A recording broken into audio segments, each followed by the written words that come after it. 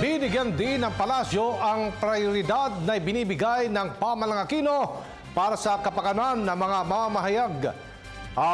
mamamayang hinagupit ng bagyong Yolanda. Ito po sinabi ni Deputy Presidential Spokesperson Abigail Valte kasunod ng paggunita ng bansa sa ika-2 taong anibersaryo ng Typhoon Yolanda. At ayon kay Valte, patuloy ang ibinibigay na tulong ng pamahalaan para sa pabahay, kabuhayan at infrastruktura ng mga naapektuhang residente.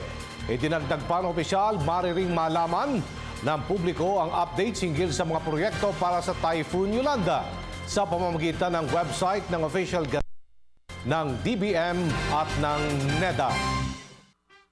We recognize that the work can improve. Katulad nga ng sinasabi ng Pangulo, laging dapat ang deadline yesterday. Kaya patuloy yung pagtutulak niya doon sa mga miyembro ng gabinete na merong mga proyekto na kabahagi ng Yolanda Rehabilitation. But that being said, given the limitations and the obstacles that we faced that we spoke about last Saturday in our discussion, patuloy pa rin ho yung pagbuhos nung trabaho at pagbuhos ng mga proyekto dyan. And of course, we're all looking to have those numbers go up, Weng. Yung sa housing, yung pagtapos ng mga public markets, yung rebuilding, pati ho yung mga bridges.